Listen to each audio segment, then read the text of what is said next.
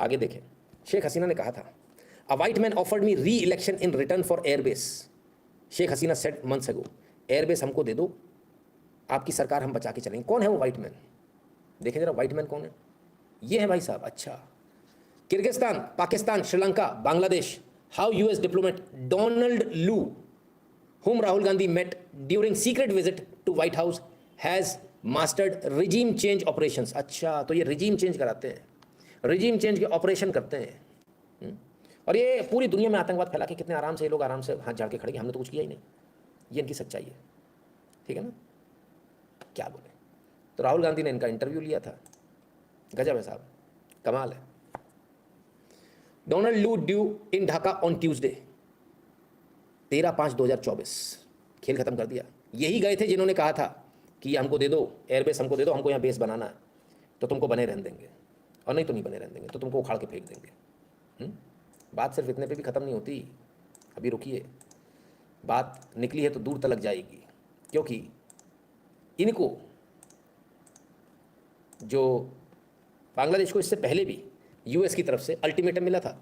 US ultimatum to Hasina, exit constitutionally by November 3 और face the music. ये खबर हमने आपको दिखाई थी, अगर आपको याद हो। 17 अक्टूबर 2023 को ये बात कही गई थी।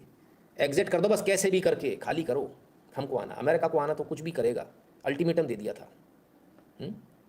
वेरी गुड, बहुत बढ़िया। अमेरिका का अल्टीमेटम बड़ा खतरनाक है, पर उससे भी खतरनाक कुछ और है। हम जिस यूनुस की बात कर रहे हैं, जरा देख तो लें उस यूनुस के बारे में किसका क्या क्या कहना है। We need Nobel laureate Mohammad Yunus and his ideas today more than ever, Narayana Murthy. आहा, क्या बात। फंडिंग, फोर्ड फाउंडेशन और क्या क्या, ओपन सोसाइटी, आज तो सब निकल के आ रहा है। सबसे बड़ी बात को समझिए, सबसे बड़ी बात को आपको समझना होगा, और वो समझना ये होगा कि किसी भी देश के नेता उतने गद्दार नहीं होते। जहाँ किसी देश को अगर बर्बाद करना, तो सबसे पहले उसके बड़े इकोनॉमी में जिनका दखल है उनको पकड़ना होता है, जो बड़े बिजनेसमैन हैं। बिजनेस हम आपको देंगे हमारे देश में, इसी बात के क्या कॉन्ट्रैक्ट मिलते हैं बाहर विदेशों में, इसी तरह से आगे बढ़े, यही सब चीज़ों करके आज तुरंत एजेंडा चला दिया गया। रादर देन सेइंग कि ये दुनिया की सबसे बड़ी खतरनाक घटना है, सबसे गंदी घटना है, जहाँ पर कि चुनी हुई सरकार को अपदस्थ कर दिया अमेरिका ने, ये कहने के बजाय आप कहते हैं कि अरे नहीं नहीं नहीं, इससे ज़्यादा तो हमें ज़रूरत किसी की है ही नहीं। आप सोच रहे हो आपने उसको बैठाया, बांग्लादेश में लोग सोच रहे नहीं, आपने नहीं बैठाया, अमेरिका ने उसको बैठाया है। वो उन्हीं के हिसाब से चलेगा, आपके हिसाब से नहीं चलेगा, ठीक है। तो ये जो इलीट्स जो हैं, इनको बिजनेस का लालच देकर किया जाता है। आपके यहाँ जितने इलीट्स हैं, कोई एक की बात नहीं कर, अभी एक शादी में आपने सारा देख लो, पूरी दुनिया आई थी, वैसी थोड़ी आई थी। उसकी कीमत देनी होती है, वो कीमत आप दो, आपको पता चल जाएगा। वैसे जिन्होंने ये लिखा है उनके घर से भी कोई है ना राज्यसभा में, शायद नॉमिनेटेड मेंबर हैं। चलिए बढ़िया है, ठीक है।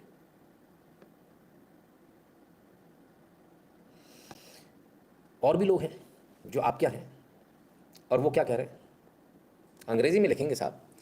Yogendra Yadav, we who commit to reclaim the republic have to radically rethink our politics. We need a new political language for more robust and rooted defence of our republican values. We must also shift from parliamentary opposition to politics of resistance। हाँ, बाकायदा लेख लिखा भाई साहब ने, आज बाकायदा लेख लिखा है। तो इतने सारे लोग हैं आपके यहाँ, क्या कहें। खैर, आज एक और घटना हुई, और बड़ी घटना है, उसको भी आपको समझना चाहिए। आज ब्रिटेन ने जो है, यूके ने, यूनाइटेड किंगडम ने एसाइलम देने से मना कर दिया शेख हसीना को। वो भारत में ही है, कल वो निकलने वाली थी, उनको मना कर दिया। बोले नहीं नहीं नहीं, बोले हमारे यहाँ का नियम है, रूल है, जो जिस कंट्री में आप सबसे पहले जाते हो आप वहीं असाइलम मांग सकते हो, आप हमसे नहीं मांग सकते। तो आप इंडिया में लैंड करके तो इंडिया से असाइलम मांगो। आप समझिएगा, एंटी इंडिया नैरेटिव फैलाया गया, एंटी इंडिया हेटरेट फैलाई गई। शेख हसीना उड़ती हैं और भारत आ जाती है, भारत को जिंच कर दिया। एक बार फिर भारत गलती में फंस गया, भारत को जिंच कर दिया। अगर शेख हसीना भारत में रहेंगी तो ये भारत के लिए नुकसानदायक है, भारत बांग्लादेश संबंधों के लिए। वहाँ के लोग हमेशा आपको समझते रहेंगे ये भारत ही गड़बड़ करा रहा था। शेख हसीना दोबारा जीत भी नहीं पाएंगी चुनाव में, ना उनकी पार्टी जीत पाएगी। और ये 77 साल की हो चुकी, किसी मतलब की नहीं हमारे लिए। इसलिए इनको यहाँ रखना डबल नुकसान हो गया। और सब ने मिलकर, पूरे वेस्टर्न वर्ल्ड ने आपको जिंच कर दिया, बोले नहीं आप यहाँ से कहीं नहीं जा सकती। इससे अच्छा है इनको रशिया भेज दो, किसी दूसरे देश भेज दो, कहीं भी भेजो, पर यहाँ से हटाओ, बहुत ज़रूरी है। अगर हमारे यहाँ रहेंगी तो हमको कोई भी आगे फर्दर ऑपरेशन करने में बहुत दिक्कत होगी। इसलिए इनको तुरंत यहाँ से रवाना करना चाहिए। वो आपकी विदेश नीति, कूटनीति, आपका कौन कौन से क्या कहते हो आप, जेम्स बॉन्ड, ये वो सब बातें बहुत अच्छी है। वो आप लोग आंखों में लाल लाल करके वो जो डाल देते हो ना, छोटे छोटे वीडियो बना के, मीडिया सेल, IT सेल वाले, वो सब कुछ अच्छा है सर, पर रियलिटी है ये this is a big blunder. हमें उन्हें यहाँ उतरने ही नहीं देना चाहिए था, हमसे बहुत बड़ी गलती हो गई। हमको उनको आसपास के किसी भी दूसरे छोटे देश में उतार देना चाहिए था, हमको उनको श्रीलंका उतार देना चाहिए था कि मैडम आप श्रीलंका जाओ। हमने भारत उतार के ही सबसे बड़ी गलती कर दी। We should have never done that. हाँ, एक कंडीशन में उन्हें उतार सकते थे, जब उन्होंने इस्तीफा नहीं दिया होता, और वो आके यहाँ क्लेम करती मैंने इस्तीफा नहीं दिया है, मैं अभी भी राष्ट्रपति हूँ, मैं अभी भी प्रधानमंत्री हूँ, तब आपके फायदे की चीज़ थी, और तब आपको ऑपरेशन करना पड़ता, उसके लिए आप तैयार नहीं हो, तो बात ही खत्म हो गई। तो फूका हुआ कारतूस है भाई, सब सिर्फ नुकसान करना, आपका कुछ होना नहीं है इससे, कुछ फ़ायदा नहीं होगा आपको, सिर्फ नुकसान ही नुकसान होना है। ठीक, खैर, तो यूके ने तो मना कर दिया। यूके ने क्यों मना कर दिया? यूके ने इसलिए मना कर दिया क्योंकि यूके ने एक व्यक्ति को अपने यहाँ शरण दी, और जिसको शरण दी वो भी कोई हल्का फुल्का आदमी नहीं। सॉरी, कनाडा ने अपने यहाँ शरण दी, और किसको दी? निज्जर के नाम पे कनाडा चिल्ला रहा है ना, लेकिन यहाँ का आर्मी का जनरल था बांग्लादेश का, जिसने मुजीबुर रहमान, जो इनके जो पिताजी हैं शेख हसीना के, वो जब अपने सरकारी आवास में थे, प्रधानमंत्री थे, तब अंदर घुसकर लाइट मशीन गन से, AK-47 से भून दिया था, गोलियों से छलनी कर दिया था। सिर्फ इनको नहीं, इनके पूरे परिवार को, छोटे छोटे बच्चों को AK-47 से उनके भेजे उड़ा दिए थे, तर तर तर तर तर तर तर तर, खून की नदियाँ बह गई थी। अब सवाल ये कि सबको, पूरे खानदान को खत्म कर दिया, सबको मार दिया। शेख हसीना कैसे बच गई? ये ऐसे बच गई क्योंकि विदेश गई हुई थी पढ़ने। फिर जब ये लौट कर आई, जब ये सत्ता में इनके आने की नौबत आई, तो वो भाग गया कनाडा, और कनाडा उनको आज भी शरण दिए हुए है।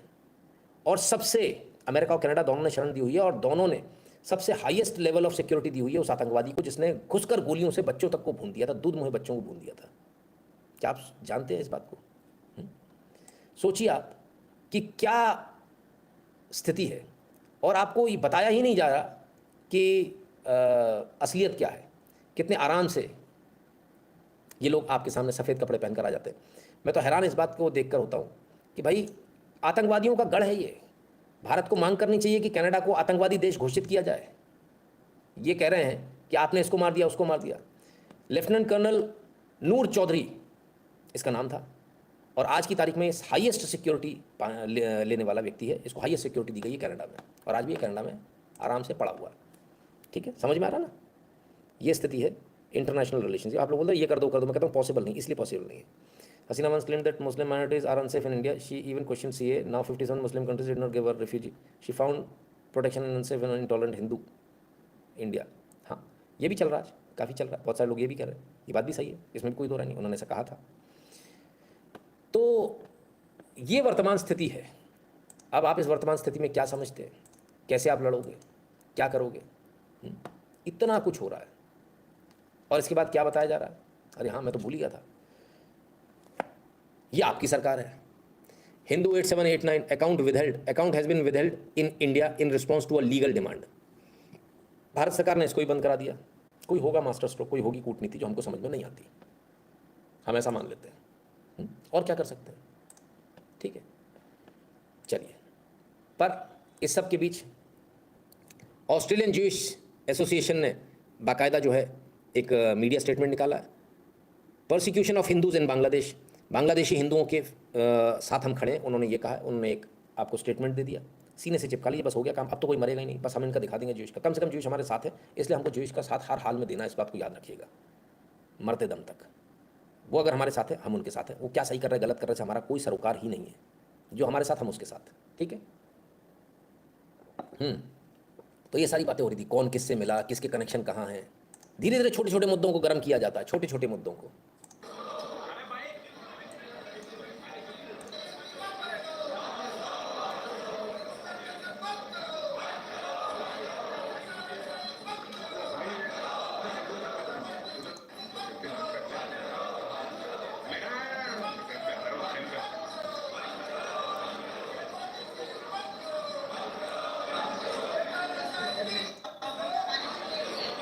हेल्थ इंश्योरेंस और लाइफ इंश्योरेंस पे शायद GST लगा दिया, हेल्थ इंश्योरेंस पे लगा दिया गया। क्यों लगा दिया? क्या ज़रूरत थी इसको लगाने की? सभी लोग इसका विरोध कर रहे हैं। विपक्ष को मौका मिला, उसने तुरंत मुद्दा बना लिया। ऐसे ही धीरे धीरे करके गर्म किया जाता है। भारत में भी होगा सब कुछ, ऐसी पब्लिक को धीरे धीरे करके गर्म किया जा रहा है। उनको लगता नहीं, ये तो सही बात है, सबको लग रहा है कि नहीं लग रहा है? हेल्थ इंश्योरेंस पे जीएसटी लगाना चाहिए यार। हेल्थ पे कौन लगाता है? स्वास्थ्य पे भी कोई जीएसटी देना होता है क्या? जीएसटी लगा जा रहा है। इन्वेस्टमेंट कर रहा है, पैसा दे रहा हो, डूब भी जाएगा, आता नहीं, साल का साल खत्म, उस पर जीएसटी भी देना है। कमाल है। खैर, तो हर जगह कूद रहे हैं। और अब आपको समझाया क्या जा रहा है? जरा लेटेस्ट महान मूर्तियों के दर्शन कीजिए, सुनिए, उनके बारे में सोचिए। इसीलिए मैं कह रहा हूं आगे कौन पीछे कर, आपको इस मोह से हटना पड़ेगा कि वो हिंदू हमारे हैं, वो बांग्लादेशी हैं, बांग्लादेशी नागरिक हैं। आपको इस मोह से हटना पड़ेगा कि वो हिंदू हमारे हैं, वो बांग्लादेशी हैं, बांग्लादेशी नागरिक हैं। आपको इस मोह से हटना पड़ेगा कि वो हिंदू हमारे हैं, वो बांग्लादेशी हैं, बांग्लादेशी नागरिक हैं। शाबाश। अब देवांग को मेरा चैलेंज है, उम्र तो बहुत हो गई लेकिन इज्जत के लायक नहीं, इसलिए ओपन चैलेंज, अगर अपने असल बाप से पैदा हो तो इस बात को मुसलमानों से कहकर दिखाओ, जो अपने आप को हर जगह जोड़ देता है, सीरिया फलाना ठिकाना इधर उधर हर जगह रुकता है, इस बात को कह के दिखाओ, मुसलमान से कह के दिखाओ। बोलो हिम्मत है? पैंट में हक दोगे हैं? मुंह से निकल नहीं पाएगी लेकिन तुम्हारे, और हिम्मत है तो कल इसी चैनल पर चेक करके दिखा देना इसको, मैं भी मान जाऊंगा तुम्हारे को। 20 लाख रुपए दूंगा, पैसा चाहिए ना, मैं दे रहा हूं, ले उठा, है औकात? कमाल है साहब, गजब अंधेर है। चलिए, गजब है। हिंदुओं के लिए तो आप हिंदुओं को बांट दो, ऐसा कर दो वैसा कर दो, मेरी बात नहीं समझ में आती, साधु संतों सुन लो, शायद समझ में आ जाए, शायद, गारंटी नहीं है। जिसके पास वोट ज्यादा वो जीतेगा लोकतंत्र में, जिसके वोट कम वो लोकतंत्र में हार जाएगा। यहाँ तुम्हारी अहिंसा काम नहीं आएगी, यहाँ शाकाहार काम नहीं आएगा, यहाँ एक इंडिया, बे इंडिया, तेल इंडिया, चोर इंडिया, पंच इंडिया काम नहीं आएंगे। इस लोकतंत्र की पद्धति में तुम्हारी सामयिक, तुम्हारा प्रतिक्रमण, तुम्हारी तपस्या और नौकरसी चौबिहार काम नहीं आएगा, चुटकियों में उड़ जाओगे। याद रखना, इसी प्रकार संख्या कम हुई तो कभी गांवों में और फिर कभी शहरों में एकांत में दिन के उजाले में कोई भी रिवॉल्वर लेकर या तलवार लेकर तुम्हारे घर के वहां आएगा, दरवाजा खुलवाएगा, तुम्हारी खूबसूरत किसी लड़की को या बहू को उठाएगा तुम्हारे सामने, और जिंदा रहने के लिए तुम्हें यूं कहीं उसको सौंप देना पड़ेगा कि ले जाओ, यूज करो, बस हमको जिंदा रखो, इस पर यूज करो, बस हमको जिंदा रखो। अब इनकी बातों में हालत देखिए, इन मोहतरमा की देखिए कहाँ फंस गई हूँ, इनको देखिए, इनको देखिए, फालतू की बातें, चेहरे तो बता रहे हैं साहब, चेहरों पढ़ते पढ़ते मैं कमेंट करना शुरू करूँ, क्या बकवास है, बोर हो रही हूँ। ठीक है, सबके चेहरे देखते जाइए बारी बारी से, एक भी अटेंटिव नहीं है पूरे में, किसी को भरोसा ही नहीं हो रहा स्वामी जी सही बोल रहे हैं। चेहरे देखो सब, चेहरे, ये चेहरे देखो। इस प्रकार आपकी बहन बेटियां उठाई जाएगी, वो दिन भी आएगा, उस दिन मैं चिंता नहीं होगा, जो 18 के हो, 20 के हो, 25 के हो, उस दिन मुझे बहुत याद करोगे और मेरे फोटो पर फूल चढ़ाओगे, उस दिन मैं फरिश्ता बन जाऊंगा। आज मैं जरूर उल्टा। आदमियों की भी हालत देख लीजिए, सच सुनने की ताकत नहीं है, तथा नहीं है, फटी जा रही है, मुंह बन रहे हैं। अरे क्या फालतू की बातें हैं, क्या फालतू की बातें है, ये हिंदू समाज है। सुनता बोलता हूं, तीखा बोलता हूं, किसी का आज मैं जरूर उल्टा सुनता बोलता हूं, तीखा बोलता हूं, किसी का नहीं सुनता हूं, कहा जाएगा, लेकिन हकीकत कह रहा हूं, ये सच है, रियल में, कि जब संख्या कम होती है तो मत्स्य कला का न्याय होता है, मत्स्य कला का न्याय। हर बड़ी मछली छोटी मछली को खा जाती है, बड़ा मगरमच्छ छोटी मछलियों को खा जाता है, बड़ा आदमी छोटे आदमी को खा जाता है, बड़ा व्यापारी छोटे व्यापारी को खा जाता है, सत्ता वाला आदमी कमजोर आदमी को दबा देता है, बड़ा भाई छोटे भाई कमजोर भाई को दबा देता है। ये मत्स्य कला का न्याय है। जैसे ही आपकी संख्या कम हुई, आपका वजूद कम हुआ, आपकी पकड़ कम हुई, आपकी स्ट्रेंथ कम हुई, तो दूसरे लोग आपको खा जाएंगे। आज यही हो रहा है। चेहरे ऐसे बने हुए, काम करनी मत करो, खा पी के सो जाएंगे बस। मैंने क्या कहा? मदद नहीं करेंगे, खड़े देखते रहेंगे, तुम कल कटते हो आज कट जाओ, बिल्कुल नहीं करेंगे। अपनी मदद खुद करो। तुमने आज तक इतने व्यवहार नहीं बनाए कि तुम्हारे लिए 150 लोग आ जाए हैं? बिल्कुल मदद नहीं करेंगे। क्यों नहीं आ रहा? क्योंकि इसका मतलब तुम किसी संगठन से नहीं जुड़े, तुमने अपना संगठन नहीं बनाया, तुमने 4 लोगों से उठना बैठना नहीं रखा, तुमने 4 लोगों पर पैसा खर्च नहीं किया, इसलिए मदद नहीं करेंगे। वो भी समझा रहे हैं, समझ में नहीं आ रही बात, मेरे जैसी है, कड़वा बोलते हो, ऐसा बोलते हो, वैसा बोलते हो, अहिंसा काम नहीं आएगी। क्या बताया? बड़ी मछली छोटी मछली, बड़ा मगर छोटा मगर, समझ में आ रही? आखिरकार जीवन में सिर्फ एक चीज को याद रखना, आपको जानवर ही बनना है, क्योंकि प्रकृति का नियम है। तो जिसे आप इंसान बनना कहते हो, उसे इंसान बनना छोड़ दो। जिस दिन आप जानवर बनना शुरू हो जाओगे, पूरी दुनिया आपको सल्यूट करेगी, आपके सामने एकदम सीधी हो जाएगी, नतमस्तक हो जाएगी। और जब तक तुम जानवर नहीं बनोगे, इंसान बने रहोगे, तब तक तुम्हारी बहन बेटियां ऐसी ही नाचती रहेंगी, तब तक तुम्हारी बहन बेटियां ऐसी रील बनाती रहेंगी, ऐसी नाचती रहेंगी, कुछ नहीं हासिल होने वाला। आपको लड़ना तो होगा ही, स्वयं से, खुद से, सबसे। और आगे देखें, बांग्लादेश में हम कुछ नंबर्स दिखाना चाहते हैं अपने दर्शकों को कि दिखाइए। अपनी जो हिंदू आबादी वहां पर है, अगर आप देखिए ये है 1951 22%, फिर कितनी हुई 13.5%, 74 में, 11 में 10% रह गई, 23 में 7.96% रह गई। अबे 7.96 को 17.96 करने में तुम्हें मालूम है कितने दिन लगेंगे? सिर्फ 10 साल, सिर्फ 10 साल लगेंगे, कुछ नहीं लगेगा इससे ज़्यादा। डर को मार डालो।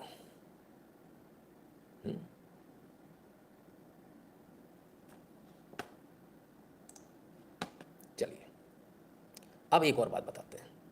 उन्होंने बोला, आपने बोला हमारी संख्या भी ज़्यादा है, हमने जो है सरकार बना दी, हमने फलां कर दिया, हमने ढिका कर दिया। आपकी सरकार बनाने से भी कुछ नहीं होता, क्योंकि शेख हसीना की सरकार बनाई थी लोगों ने। यानी आपकी संख्या से भी कुछ नहीं होगा, बुज़दिल संख्या से कुछ नहीं होता। आपको मालूम है बांग्लादेश में सिर्फ 1.2% लोग सड़क पे निकले और उन्होंने हाहाकार मचाकर तख्ता पलट कर दिया। 1.2% लोग, यानी 98.8% लोग जो शेख हसीना के फेवर में थे वो घर से नहीं निकले। इसलिए सड़क पे निकलना जरूरी है। एक छोटी सी रिपोर्ट देखिए सुधीर चौधरी जी की, शायद आपकी आंखें खुल जाए और आपको समझ में आए कि हमको करना क्या है। मदद नहीं करेंगे, ध्यान रखना। जिन लोगों को ऐसा लगता है कि बांग्लादेश की 17 करोड़ की जनता ने शेख हसीना की सरकार को उखाड़ फेंका है, वो लोग असल में गलत सोच रहे हैं। बांग्लादेश के मीडिया के मुताबिक इस आंदोलन में पूरे देश के सिर्फ 20 लाख लोग शामिल थे, जबकि बांग्लादेश की कुल आबादी है 17 करोड़। इसका मतलब यह हुआ कि बांग्लादेश के सिर्फ 1.2% लोगों के आंदोलन के कारण शेख हसीना को अपना देश छोड़कर भागना पड़ा। और इस तख्तापलट में बांग्लादेश की 98.8% जनता अपने घरों से बाहर नहीं निकली। और असल में भीड़ तंत्र जो होता है वो ऐसे ही काम करता है। कल ढाका की सड़कों पर लगभग 5 लाख लोग मौजूद थे, जो ढाका की कुल आबादी का 2.5% भी नहीं है। लेकिन इसके बावजूद इन 5 लाख लोगों ने कल बांग्लादेश की पूरी राजनीति को पलट दिया। और ऐसा सिर्फ इसलिए हुआ क्योंकि 5 लाख लोग जब एक साथ सड़कों पर उतरते हैं तो उनकी ताकत किसी भी सेना के लिए, किसी भी पुलिस के लिए बहुत मुश्किल हो जाती है और सुरक्षा तंत्र के मुकाबले उनकी संख्या कई गुना ज्यादा बड़ी हो जाती है। उदाहरण के लिए बांग्लादेश की सेना में कुल मिलाकर 1,70,000 जवान हैं, जबकि ढाका पुलिस के पास 30,000 जवान हैं। और अगर इन दोनों को मिला भी लें तो यह संख्या बल 2 लाख के आसपास होती है, जबकि कल ढाका में सड़कों पर 5 लाख लोग हिंसा कर रहे थे। सिर्फ 5 लाख ने ये हाल कर दिया, सिर्फ 1.2% लोगों ने ये हाल कर दिया। अरे हिंदुओं, तुम तो 1 करोड़ हो। उन्होंने प्रधानमंत्री को भगाया, तुम तो पता नहीं पूरा देश ही खाली करा लोगे। इतनी ताकत है तुम्हारे अंदर। हाथों में बल होना चाहिए और हाथों में कुछ होना चाहिए। बांग्लादेश के हिंदू समझें इस बात को। When Jain Muni talking about to learn fight means time running out, Naveen ji 100% time तो ऑलमोस्ट एकदम आप लास्ट उस पर खड़े हो, आखिरी पायदान पर। Time is almost running out, ज़्यादा बचा नहीं है।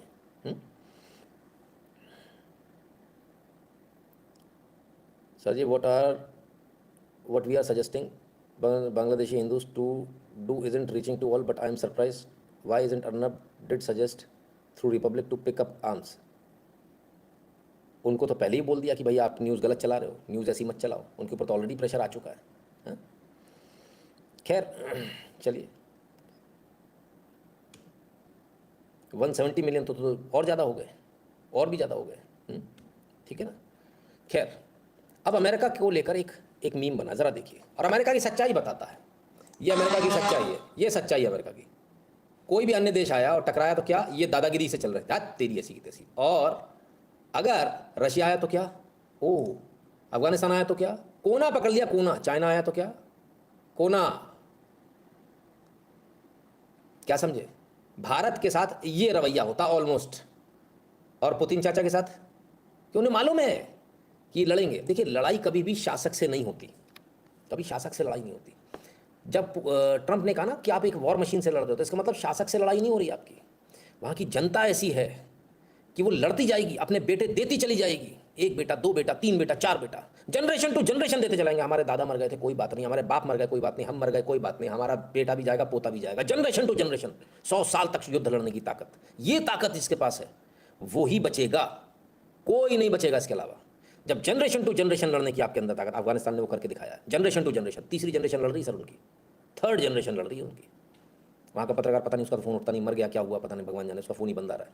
जो हमारे संपर्क में था वो बताता था, बोलता था, नहीं साहब लड़ने का जज्बा बहुत अलग है बिरादर, इधर लड़ने का जज्बा बहुत अलग है, बहुत खतरनाक तरीके से लड़ते हैं अफगानिस्तानी। तो हमने कहा हिंदू थे कभी तो, लड़ा के थे तभी तो। पलट गए बस।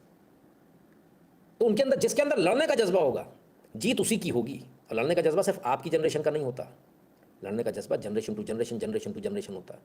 किसी एक जनरेशन में ग्रेट वॉल ऑफ चाइना नहीं बनी थी, आपके यहाँ भी एक ग्रेट वॉल है पर आपको पता ही नहीं है। कभी मांडू जाओ, वहाँ आपको ग्रेट वॉल मिलेगी, आधी बनी हुई, क्योंकि एक राजा ने 40 साल तो बनवाई, उसके बाद के उसका जो लड़का है उसने बोला यार बेवकूफ़ था, हमारा बाप मूर्ख था। समस्या यहाँ है, जब हम अपने पूर्वजों को मूर्ख समझते हैं, जो हमें सिखाया गया इस एजुकेशन के मार्फत, तब ये स्थिति होती है। इसलिए आपको जनरेशन टू जनरेशन कुर्बानी देने की अगर आपके अंदर ताकत है, बेटे देने की अगर ताकत है, तो आगे बात करो। नहीं तो एक काम करो, आज ही चले जाओ, कल सुबह चले जाना और अपना हिसाब किताब करा लेना, कटिंग चाय करा लेना, काम खत्म हो जाएगा। काहे को परेशान हो रहे हो इतने? रफ कैलकुलेशन मदरसा 10 to 1 lakh village out to fight. हाँ, इसमें कोई दो राय नहीं है। कैलकुलेशन आप बिल्कुल सही समझ रहे हो, ठीक है। तो आप इससे कैसे लड़ोगे, क्या कर पाओगे, क्या नहीं कर पाओगे, ये आप विचार करें, करा लेना, काम खत्म हो जाएगा। काहे को परेशान हो रहे हो इतने? रफ कैलकुलेशन मदरसा 10 to 1 lakh village out to fight. हाँ, इसमें कोई दो राय नहीं है। कैलकुलेशन आप बिल्कुल सही समझ रहे हो, ठीक है। तो आप इससे कैसे लड़ोगे, क्या कर पाओगे, क्या नहीं कर पाओगे, ये आप विचार करें। मेरा काम है, जो मुझे दिख रहा है, जैसा दिख रहा है मैंने वैसा बता दिया। सही दिख रहा है, गलत दिख रहा है, आपको डिसाइड करना है। मेरी आंखें सही हैं कि खराब हैं, ये आपको डिसाइड करना है, और आपको अपने विवेक के अनुसार काम करना है। मुद्दा बहुत सारे बाकी है, लेकिन लेंगे नहीं, है ना? क्यों नहीं लेंगे? बहुत सारे लोग आपने सोच रहे होंगे क्यों नहीं लेंगे। वही जिद, वही गुस्सा, वही फ्रस्ट्रेशन, मदद नहीं करूँगा। मैं क्यों अपना इतना खून जलाऊं कि मैं 4-4 घंटे के लाइव करूं? क्यों, किस लिए? जब आपके अंदर परिवर्तन दिखेगा तब परिवर्तन मेरे अंदर दिखेगा। अगर आपके अंदर परिवर्तन नहीं दिखेगा, समाज के अंदर परिवर्तन नहीं दिखेगा, तो मेरे अंदर भी परिवर्तन नहीं दिखेगा। और धीरे धीरे करके, मैं अभी से बता रहा हूं आप लोगों को, धीरे धीरे करके बंद कर देंगे। इसको भी समझ लीजिए। मैंने क्या कहा? जानवर जो बनने की अगर आपके अंदर ताकत हो, जानवर के लेवल पर यदि आपके लड़ने की ताकत हो, तब लड़ने की बात करना। जनरेशन टू जनरेशन लड़ने की अगर ताकत हो, तब बात करना। एक के बाद एक के बाद एक के बाद एक, तब बात करना। बिकॉज ये एक व्यक्ति, एक जनरेशन की लड़ाई नहीं है। It will take our generations. बहुत सारे लोग ऐसे होंगे जो सोच रहे होंगे, अरे यार हम क्या